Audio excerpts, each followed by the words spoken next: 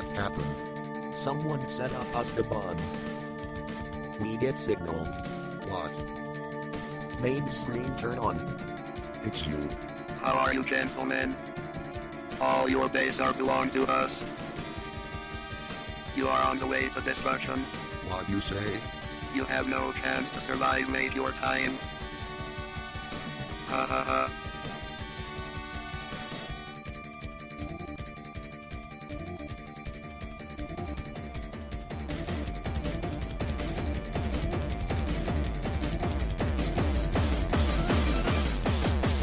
All your base, all your base, are belong to us. All your base, all your base, are belong to us. All your base, all your base, are belong to us. All your base, all your base, are belong to us. All your base, all your base, are belong to us. All your base,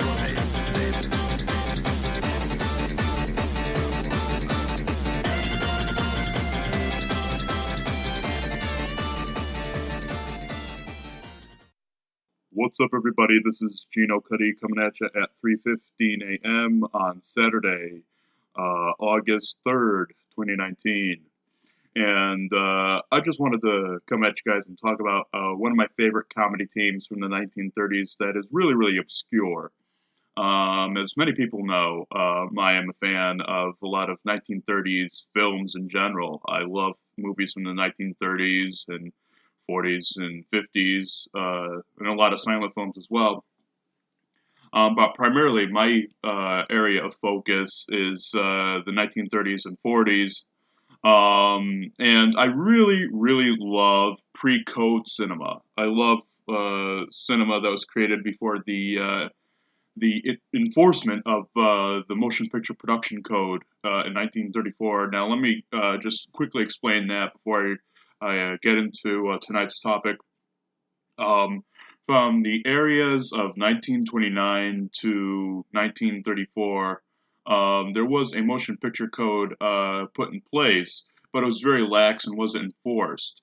So because of the lack of enforcement, movie studios, movie distributors could get away with pretty much putting anything in their films, within reason, mind you, within reason, but a lot of it, when you look at it, is really, really risque, raunchy, quite violent and gory for, what you would think would be, pretty much a chill time period for film. I mean, there's a one film from the pre-code era called Babyface from 1933 that stars Barbara Stanwyck, which is pretty much basically about a woman who literally sleeps her way to the top of an office building. And she uses sex to get what she wants from men, and it's very, very promiscuous. And a lot of these pre-code films had that in spades. Probably one of the most notorious pre-code films is one that no longer exists due to the fact that it was probably one of the most vulgar films to come out of that time, and it was 1932's Convention City. No prints survive of that.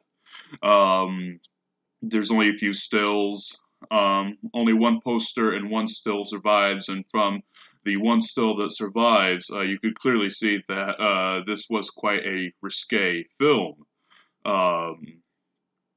And the comedies of that time were also very risque and, just laden with sexual innuendos, double entendres, and probably one of my favorite comedy teams to come out of that era, as far as, really knee-deep into the pre-code era, was a comedy team by the name of Wheeler and Woolsey, who started approximately 21 or so features for RKO Radio Pictures from the eras of 1929 till about 1938. And they were exceptionally funny. I mean, one of my favorites from them is a film called Diplomaniacs, which is just an off-the-wall, surreal, thumbing their nose up at society and government and war and politics. I mean, I'd reckon to argue that it's more of a poking and prodding satire than even the Marx Brothers' Duck Soup. But I'm probably in the minority of people who view the film in that regard.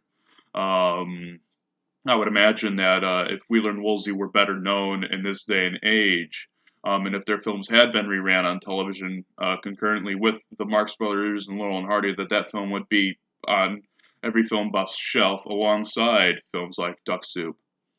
But at least Wheeler and Woolsey, have had the glory of having their films recently reissued on DVD from outfits like Warner Archive, the burn on demand DVD arm of Warner Brothers Home Entertainment. I mean, at least now people could rediscover their work and be able to fully appreciate their work. The comedy team I'm going to be talking about tonight, not as lucky, unfortunately. We've only had bits and pieces of their work proliferated through the home video market throughout the years. And that comedy team is Clark and McCullough. Clark and McCullough being made up of Bobby Clark and Paul McCullough.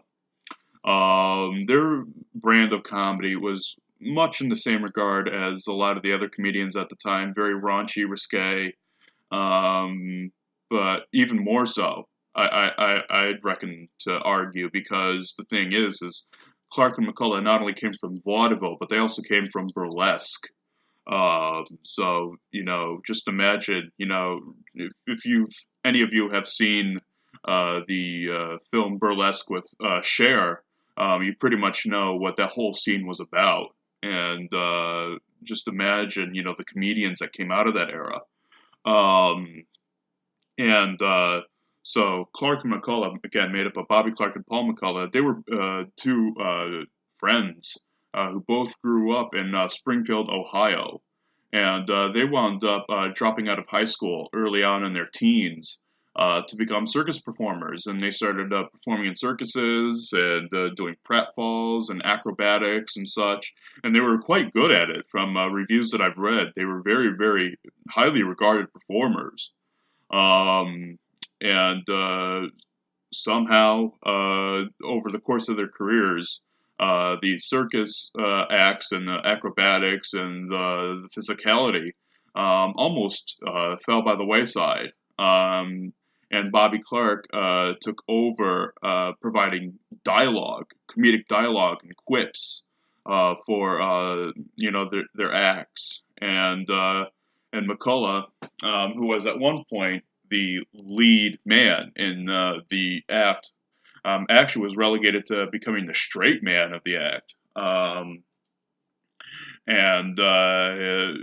His role, was so minimalized that, much of what survives today of theirs, all that he really does is laugh at what Bobby Clark does. I mean, he has his own little individual bits of business. I think, from watching the films closely, I think a lot of people have downplayed his roles and his contributions to the films, but I think he certainly doesn't take up nearly as much time as Bobby Clark does, but he has his fair share of bits of business as well, from what I've seen anyway.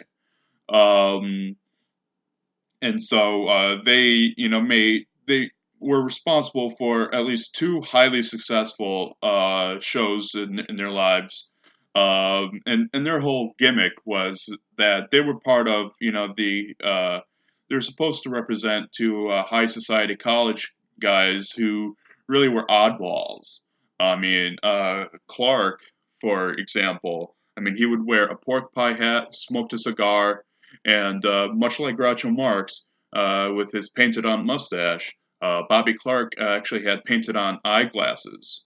To further elevate the fact that this dude is a fraud, and he knows he's a fraud, but dare you to bring him up on it.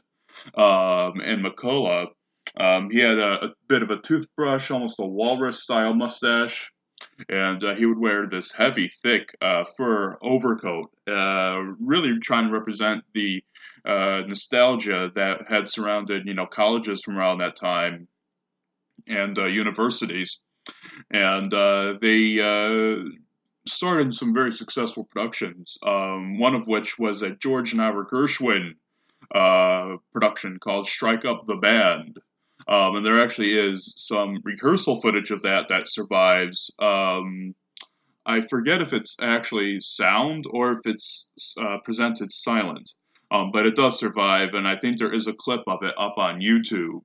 So if you want to check out probably the earliest surviving video of Clark and McCullough performing, check that out. It's quite interesting footage to witness. And interestingly enough to me, another show that they did was a show called The Ramblers in the late 1920s. And interesting to me because this show was later adapted for film by RKO Radio Pictures for the 1930 production The Cuckoos, starring Burt Wheeler and Robert Woolsey, which is a film that I actually have seen, and it's quite interesting. And watching it now with the knowledge that it was originally a Clark and McCullough vehicle, I often wonder what it would have been like, how the flavor of the film would have been different had it had the original intended stars of the production. And speaking of film, Clark and McCullough actually did make quite a lot of films over their career. They signed with Fox in the 20s. And this is going to be where I break the hearts of a lot of people out there who want to see a lot of their material. Unfortunately, not a lot of it survives. Unfortunately, a lot of their early Fox material no longer survives. And there are a lot of films in there. I mean, just scrolling through their IMDb profiles, there are many of these films that look great and look interesting. I mean, the first film that they made for Fox was, I believe, a film from 1928 called the either invariably known as An Interview or The Interview, or Clark and McCullough in The Interview. And from what I've gathered, and again, this film is lost to time, so unfortunately, a lot of this is conjecture, but from what I've come to understand, that was just a one-reel short subject film that was basically an interview with the comedy team about, their early lives and stuff. And it really, seems quite interesting to me. I mean, I would love to see this film, but unfortunately, again, it's lost to time. I would love to, see at least a single interview with Bobby Clark and Paul McCullough before his tragic death, which I'll get into a lot later. I mean, there's so many of these films. I mean, I'm just looking at right now at the list. The Bath Between, which there actually are audio discs, Vitaphone discs that do survive of that film. But unfortunately, the film itself no longer survives. Clark and McCullough in Holland. The Medicine Men, Beneath the Law, All Steamed Up, and many of these Fox many of these Fox films would actually be what we could now consider to be almost featurettes, because a lot of them ran for either 4 or 5 reels, much longer than the traditional comedy short subject at the time. And from what I've read as well, Fox had actually sunk quite a bit of resources into making these shorts. They were, I think, from what I've read, the most expensive comedy short subjects at the time. They really spared no expense with these Clark and McCullough vehicles. And Paul McCullough actually had a bigger presence in these shorts than he did in their later RKO vehicles, which makes, the fact that these films are lost to time all the more saddening, because it's like, this is pretty much them at their peak, and we can't view these films now because they are lost to time, so all we have to go on are their later RKO short subjects. And I think because of that, the team has gotten a bit of an unfair viewing over the years and an unfair review. A lot of people have chosen to knock them, and some have even gone to the extent of saying that they were possibly the worst comedy team of the 1930s. I beg to differ. I enjoy a lot of their work. But going back to their Fox work, there are only about 2 films of theirs, from Fox anyway, that survive. And that's 1929's The Belle of Samoa and 1929's Waltzing Around. Now, The Belle of Samoa I actually have seen, and I have a copy of it, and it's quite good. It's quite hilarious. It starts out with a gag of Clark and McCullough trying to trick this harem guard into allowing them into this palace. And it's quite a funny little bit of business how they wind up doing that. And then they get in. And again, since this is a pre-code film, there are a lot of women in this film who are basically wearing nothing. If they're not wearing pasties, they're wearing very skimpy bras and lingerie and very, very skimpy clothing, especially for this time period. I think a lot of people would be shocked to see a lot of these films and discover how little these women are wearing in these films. I mean, possibly, in my honest opinion, as far as comedies go, one of the most risque comedies ever made was Wheeler and Woolsey's 1934 Hips Hips Hooray, where women are practically nude in that film. There's shots of women in bathtubs completely naked, and it's if you're unfamiliar with the pre-code era and you go into this expecting a nice family-friendly G-rated film, you're going to be shocked by a lot of this. And there's a lot of stills that survive from that film of these maids and these waitresses basically wearing just bras and panties. That's about it, you know? And very skimpy, almost like thongs and stuff too. It's very, very interesting when you see this stuff. There actually is a website. I forgot what the name of it is, and I do apologize for that. But if you look, search up on Google, they actually do have a interesting article on pre-code cinema lingerie, which is a very, very interesting article to go read. So just type that into your search engine, your favorite search engine. I use Google. And you'll find it instantly, and it's quite an interesting read, and you get to see actually a lot of the different wardrobes and lingeries that women wore in these films back then. It's quite fascinating. So anyway, yeah, The Belle of Samoa is a film that I actually have seen, and it's quite an interesting little film to look at. And again, from what I've gathered, a lot of these Fox films were really just extended versions of bits that they had already performed on stage. So again, that makes it all the more tragic again, because it's like a lot of these films are, if they had survived, they would have been the only record of their stage work. It's just maddening when you find out just how many of their films just don't survive.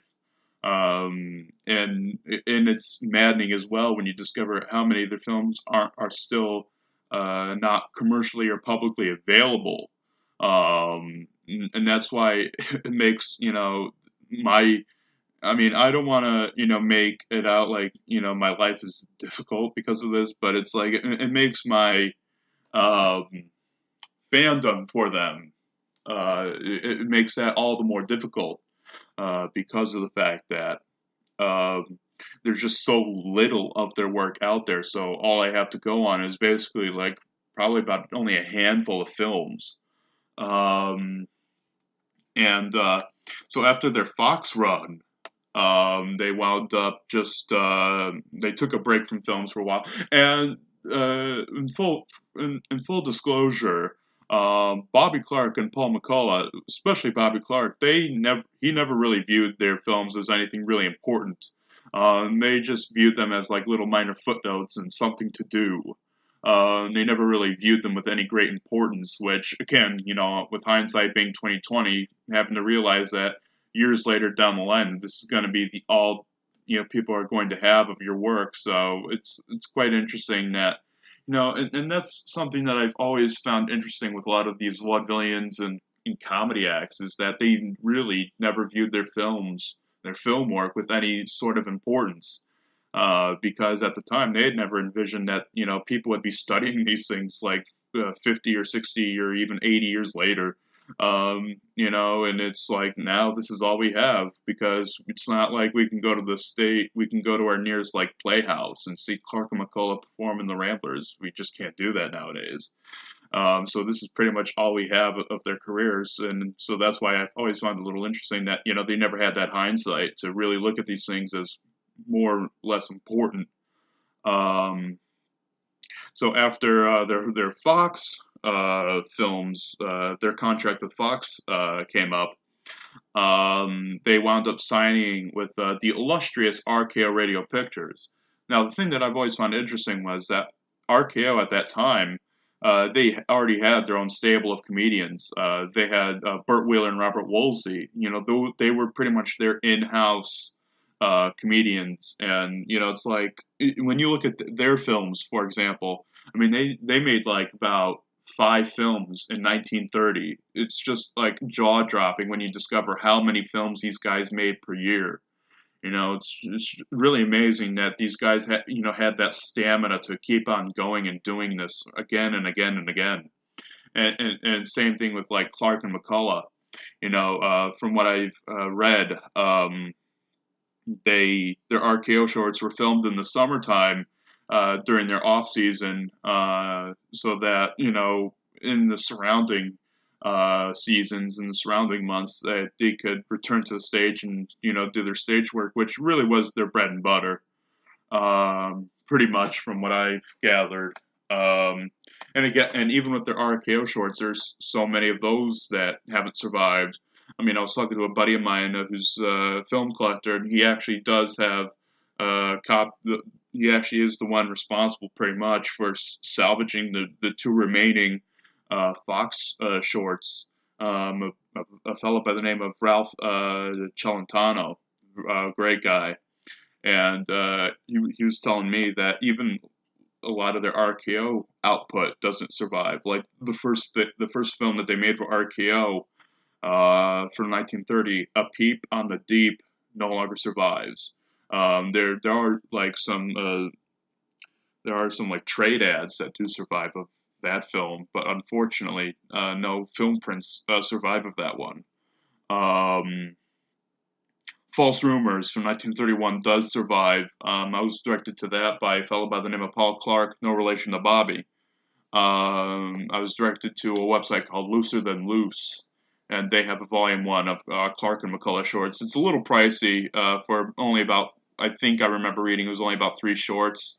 It's a little pricey, I view, for $20, but it's well worth it if you want to see like one of the earliest surviving RKO shorts of Clark and McCullough, and probably one of the earliest surviving shorts at all, False Rumors from 1931. And then there are just some films from their filmography here that just look so interesting to me. I mean, probably to me, one of my holy grails of Clark and McCullough shorts that I'd love to see released is 1934's Bedlam of Beards, which, from what I've read, is basically almost an espionage parody, where Clark and McCullough have to find this one guy who's like a spy for the enemy, and they have to go through all these guys who looks very similar and have the same beard and same look. And there's in that film is actually George Gabby Hayes, who most people would probably recognize now from his starring roles in many of the Roy Rogers westerns. He was a great western star in a lot of the Roy Rogers films. If you remember Roy Rogers and his horse Trigger. And another interesting thing about these Clark and McCullough shorts as well is, especially like the early RKO ones, like The Gay Nighties, The Druggist's Dilemma, Jitters the Butler. A lot of them actually co-starred James Finlayson. And to modern day audiences, James Finlayson is probably most remembered for being the originator of the dope that was later adapted by Homer Simpson in the animated sitcom The Simpsons. James Finlayson invented that remark But he's also probably more well known now for his work with Laurel and Hardy, Stan Laurel and Oliver Hardy, in dozens upon dozens of films for Hal Roach Studios in the 30s and 40s. And so that's why, like, to me, being a classic comedy fan and being already familiar with his work in Laurel and Hardy shorts, that's why it's a little, when I first saw him appear in these Clark and McCulloughs, I was a little taken off guard here, because it's like, it's so weird for me to see James Finlayson, interacting with Bobby Clark and Paul McCullough. What? It's like, it's like whiplash to me for some reason. But it's interesting. It's not bad. It's not bad at all. I mean, the Gay 90s was an excellent bit of business. It was an excellent short, along with what was the other one that they were in? The Druggist's Dilemma. That one was also quite funny. So those early ones with James Finlayson were actually, it was quite shocking to see him appear in these films, because it's like I always associate him with Laurel and Hardy and the work that he did at Hal Roach. But brilliant shorts, the early ones. And then they did some other great shorts like Snug in the Jug, which is basically they're trying to, capture this mobster who put them in jail. The short actually starts with them coming out of jail, and they're playing around the warden, and the warden's actually crying because he doesn't want to see Clark and McCullough leave the prison because they're his best residents. It's like the most hilarious thing in the world, and it has to be said, Bobby Clark is like Groucho Marx on speed. I mean, if any of you have ever seen any Marx Brothers films, and you've seen Groucho Marx, hold on to your seats, because Bobby Clark is like Groucho Marx on cocaine. It's like when I was watching these films, I was like, he was so off the wall insane. I thought the man was clinically ill. and you know what? That's not a bad thing. Sometimes, when you think that, especially when it comes to comedy, I mean, the more insane, in my eyes, the better. The more surreal, the better. Then you have Fitz and the Fiddle from, and Snug in the Jug and Fitz and the Fiddle, both from 1933. And the Fitz and the Fiddle basically is about Bobby Clark, being sort of a fraud violin or cello player, and he winds up becoming a fiddle player in this orchestra pit, and he has a phonograph player hidden inside the violin, and it's like hilarious to see him pretend to play and sing zum zum zum zum zum zum. And the conductor of the orchestra pit is none other than Herman Bing, who, again, modern audiences would probably more or less recognize as being the voice of the ringmaster in Walt Disney's 1941 film Dumbo. But he turns in an exceptional performance, and the way he gets so flustered at Bobby Clark's antics, it just makes it all the more funny. Probably, I have to say, their finest short that they ever made. And I stand by this, no matter how many more other films of theirs that I get to see in my lifetime, I will always stick to my guns and say that 1934's Odor in the Court is the funniest two-reel comedy I have ever seen in my life. I mean, this is like, it's a divorce comedy, first of all, so this is obviously still within the pre-code era. Like beyond when the code was enforced, you could no longer do like comedies about divorce. You could no longer have scantily clad women. There was a lot of restrictions that the code put into place, and it killed a lot of people's careers. A lot of people think that it killed Wheeler and Woolsey's careers, and from seeing a lot of their post-code output, I'd pretty much have to agree. I mean, I enjoy some of it, but it's certainly nowhere near as good as their earlier work. Odor in the Court is just rapid fire, like just from the moment you press go, it's like instant comedy. The final courtroom scene, the jury's out, no pun intended. The jury's out for me as far as which courtroom scene is better, the one in Odor in the Court or the one in Wheeler and Woolsey's Picho Reno. They're both equally as good, although looking back on it now, I'd probably have to give the nod to Odor in the Court really, because Bobby Clark is just so fire in that. I mean, if you got to see Odor in the Court from 1934 is available on YouTube as well, so go and check that out, man. And I mean, right now, pause this podcast right now. Go to YouTube, check out Order in the Court, and these films only run about 21 minutes, so it's not really it's not really time consuming. Even if you don't enjoy them, at least they're over quickly. But I love these films, so that's why I can't get enough. But Odor in the Court is such a hilarious comedy. I mean, it's like they come into the courtroom with a full blown marching band.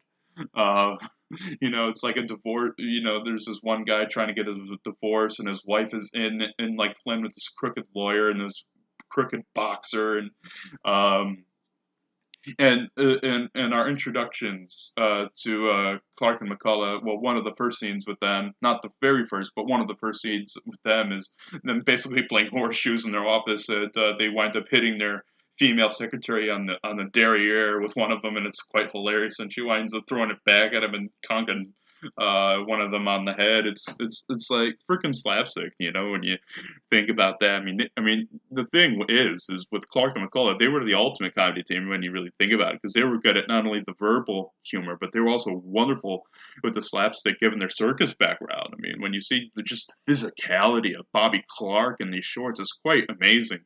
When you see this, guy who,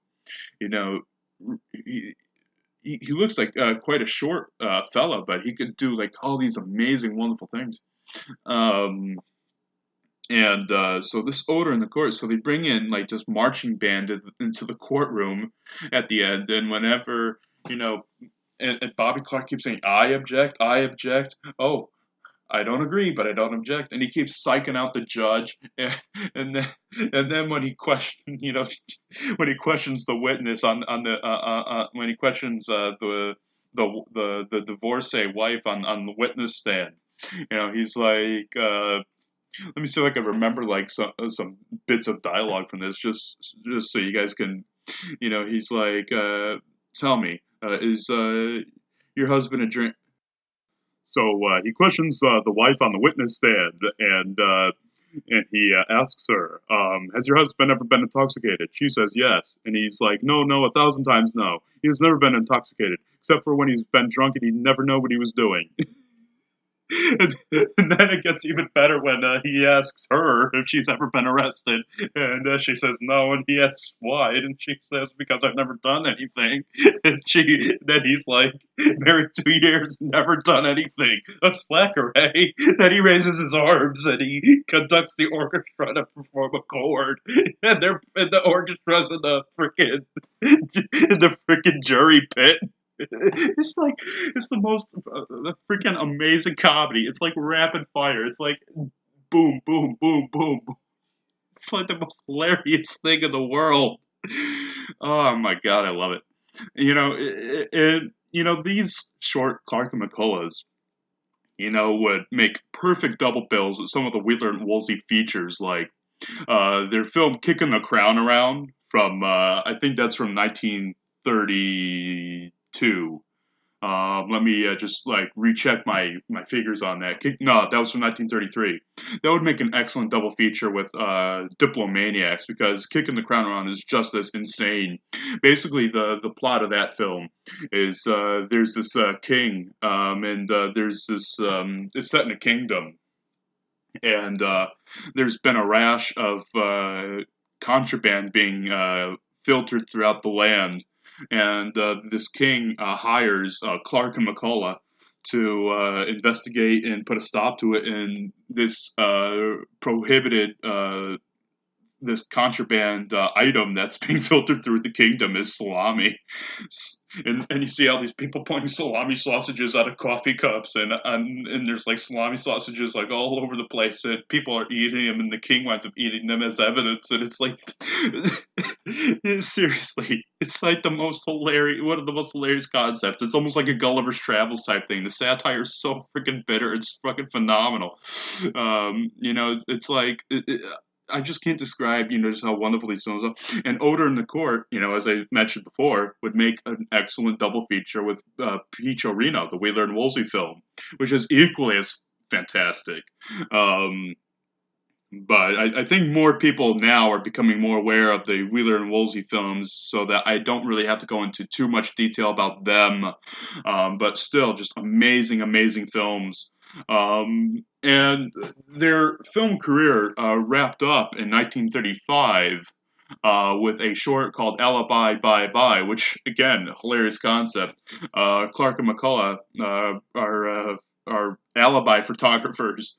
Pretty much what their line of work is that people go to them and they take pictures in front of backgrounds and stuff to make it look like they're actually where they are. Like, for example, there's a husband who's actually on his way to a strip joint, but he tells his wife that he's going hunting, so he comes in and to Clark McCullough's picture studio. And they put him in front of a log cabin and give him a moose head and a rifle, and they take his picture so that he can send it back to his wife and say, "Hey, see, I went hunting, just like I said." and it's so great, and I think, yeah, that's the one that has like the best, like one of the funniest like chase scenes I've ever seen. It's that the whole classic cliche of people going in throughout different doors and people just like scooting like right past each other, like you see it in a lot of the Scooby-Doo cartoons, for example, but it's done exceptionally well here. And that's Alibi Bye Bye from 1935. And I often wonder, had their film careers have gone further, would their work have degraded over time, or would they have still stayed as potent? Because from what I've read in the work in their RKO work, that their their later RKO shorts relied more on physicality and slapstick than verbal humor. I mean, there's still a lot of great verbal humor in these films, but it's not as prevalent as like their earlier films. I mean, I think quite possibly their last, from what I've seen at least, I think their last great short, again, was Odor in the Court from 1934. Not to say the shorts that came after, like Everything's Ducky and Alibi Bye Bye, aren't great.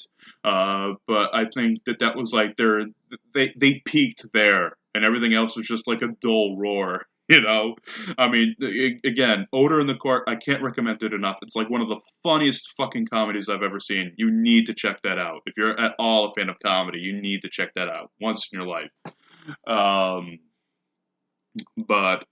And now this is going to be where laughs and humor turns into sadness and tragedy. Paul McCullough, unfortunately, because nobody really knows the reason why now, because it's been lost to time. But there's been a lot of speculation as to why he did what he did. And what he did was, in 1936, after they had just gotten done performing, I believe what they were performing on stage at that time in 1935, they were touring around the country performing in George White's Scandals. And Bobby Clark, after playing, a tour of that, wound up going back up to New York to relax for a little bit. And McCullough wound up suffering a nervous breakdown. He suffered from exhaustion and and he was very, very depressed. People would like to speculate why he was depressed. Perhaps he was unhappy with the film work that they had done. Perhaps he was unhappy with the diminishing role that he played in the team. Or perhaps his heart just wasn't in performing anymore. There's like a lot of different reasons that you could give for why he felt this way. But regardless, tragedy happened. He wound up admitting himself into a sanitarium to get better. And upon his release, I forget where he was going. I've read he was invariably going home. going to visit his mother, or he was going to be admitted to another hospital. But regardless, on the way home from the sanitarium, he was being driven by a friend of his, Frank T. Ford, and he told Ford, this was up in Massachusetts, by the way. He told Ford that he wanted to stop at a barbershop in and around Medford, Massachusetts, and because he wanted a quick shave. And so they stopped at the barbershop. He got out, and he was very cordial, very genial with the barber, and very kind. He's remembered for being very kind that day with the barber, and very, very nice and genial. And after the shave was done, and when the barber's back was turned, Paul McCullough grabbed a razor, a straight razor, and slashed his throat and his wrists, and he died 2 days later of his injuries. He was only 52 years old. It was quite tragic, because, he was a guy who just loved to make people laugh, and, his heart wasn't in it anymore. His heart wasn't in life anymore, and he just wanted to die. And Bobby Clark, later on in his career, he was very tight-lipped about it because, again, they were close friends since childhood. They left high school together and ran away to a circus to start performing. So he was very, very devastated by this. And one of his responses was, and let me see if I could find it here. Bobby Clark said later in his life, Clark stated, "I think it was just something Paul couldn't help, something that had been with him all the time and he didn't even know it." And Clark actually had spent several months afterwards in seclusion. But later on in that year, he did return to performing. Sadly enough, Clark really never made any film appearances ever again. His last film was a solo effort in 1938 in a film that has been described as a really bad and really a flop. It's called The Goldwyn Follies from 1938. To me, it looks interesting. I'd like to see it, but given its reputation, it's probably not something I would wholeheartedly enjoy. And from stills that I've seen of Bobby Clark in it, they made him wear real glasses instead of his painted-on glasses. So even at that, his dignity was diminished there. And again, he never really made any film appearances ever again. He made, appearances, here and there, like on television and such, but nothing ever really to that caliber again. And for the remainder of his life, Bobby Clark basically performed in Moliere comedies and restoration comedies that he helped put together. He was actually, when you think about it, he was a very intelligent guy, very well read, very into Shakespeare, and it reflects that in a lot of his comedies too. If you listen to some of the dialogue that he's written. I've always wondered, I know that he was disenchanted with Hollywood, at least as far as being an on-camera talent. But I often wonder, how come they never bothered to hire him, to be a gag writer? They hired Buster Keaton to be a gag writer, for gosh sakes, on things like the Marx Brothers at the Circus. It's just, I just wonder why they never bothered hiring a guy like Bobby Clark, because he was so great with dialogue. I think he was one of the best wordsmiths, from that era, really, when you think about it. Sadly enough, that was pretty much the end of Bobby Clark's career, was performing restoration comedies and such. Bobby Clark wound up passing away in, I think, 1960. Yeah, he passed away in 1960, and he was 71 years old. So he was relatively young as well, not nearly as young as his partner, but he was still relatively young. And that's pretty much about it for their careers, unfortunately. And the really sad thing about a lot of their work was a lot of it was never reran on television. Like the RKO shorts, they were never reran really pretty much on television. They were pretty much an underground thing for years that, like film collectors would trade around. And that's how guys like Ralph Celentano got their hands on these films, was that these films were just being traded around so much because nobody was showing them.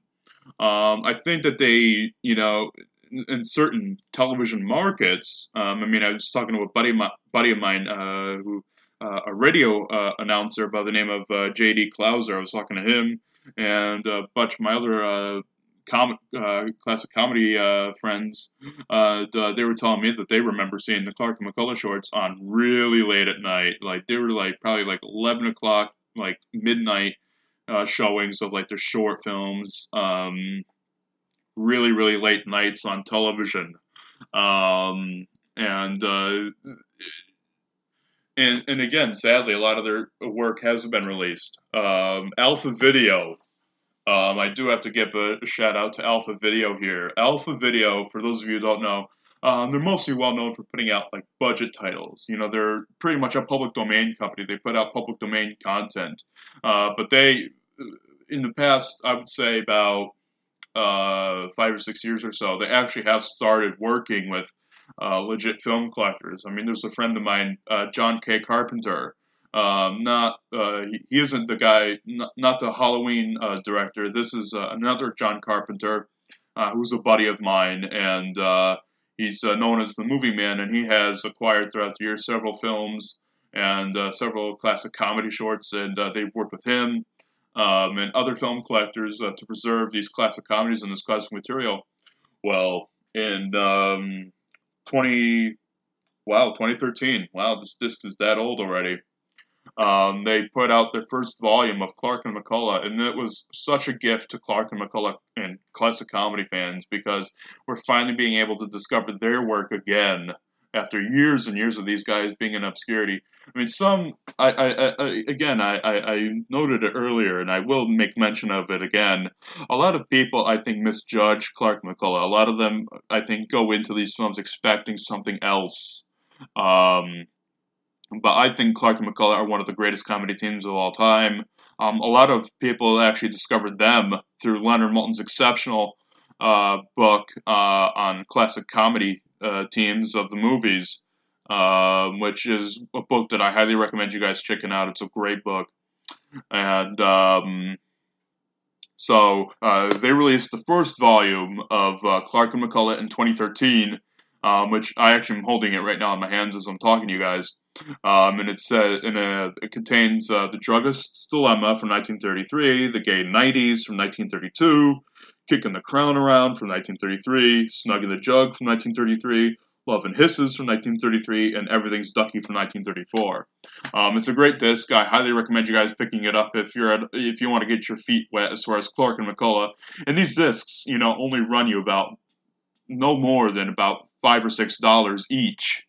So they're very, very low budget, but they're relatively inexpensive and they're cheap to get. So at least you can get a good collectible in your collection for a very low price. Very, very highly recommended. And I think in 2016 they came out with Volume 2, and I believe on that collection, which sadly I do not own as of yet, they have Jitters the Butler, Odor in the Court, Fits in the Fiddle, and In a Pig's Eye. I think those are the films that are on that. So I am definitely, because it has Odor in the Court, I definitely have to pick up that second volume.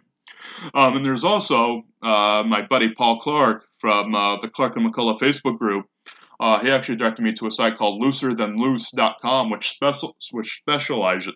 which specializes, excuse me, can't talk tonight, in releasing rare silent films and comedies from the early silent days till about the 1940s. And they have actually released 2 volumes of Clark and McCullough. They're a bit more pricey than the Alpha releases, certainly. I think they both run you about $2 each. They both run you about $20 each, and $6 for shipping. So probably at the end of the day, you're spending close to about $46 or something odd for these discs. Quite pricey, but from what I hear, quite worth it because the prints on these are really, really good. So they have released a volume 1, and again, the website is looserthanloose.com. That's looserthanloose.com. And I don't have these discs yet. I don't have them in my collection, so I can't myself vouch for their quality, but I've heard from a lot of people that they're quite good, and this is quite a reputable company. So, they're actually, their volume 1 is actually the only place where you can get their earliest surviving RKO short, which is False Rumors from 1931.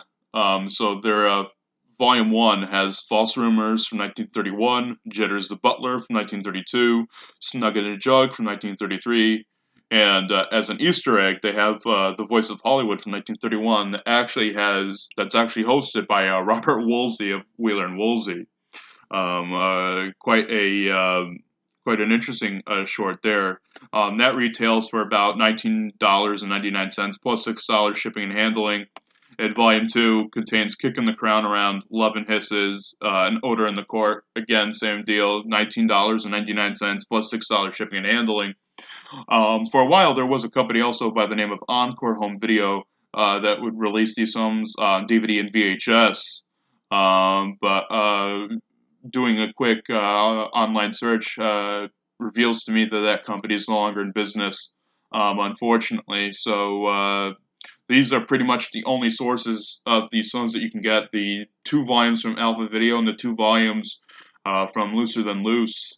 And a lot of this is like overlap too. Like Volume 2 from Looser Than Loose, all those have already been released from Alpha Video. So if you already have the Volume 2 from Alpha Video, you really don't need to pick this one up, unless, you just want to have it to compare, the quality from the Alpha to the Looser Than Loose edition, which for me is something that I like to do. I like to compare different editions as a collector. And so I think at the end of the day, I think Clark and McCullough are misjudged and looked at in a bad light, and I think undeservedly so, because I think that they are exceptionally funny and talented gentlemen. They had been doing this for practically their whole entire lives. They started when they were teenagers doing this. And, they really had a passion for this, and especially Bobby Clark with the dialogue and, reading up on his life and how he was really, really well read and really as smart as a whip guy.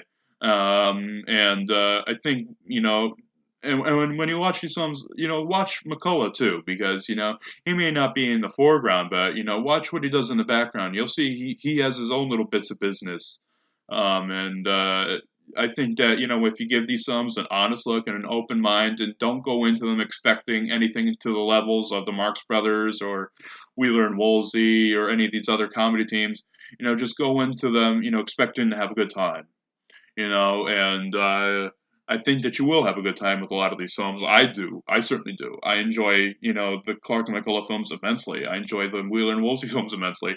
I don't know what that says about me as a comedy lover, but I love these films. It's my level of humor. It's what I like. So I'm glad that I was able to come to you guys today and talk to you about a great comedy team that sadly met a very tragic end. And I hope you guys have enjoyed this discussion. I really enjoyed talking about these guys with you.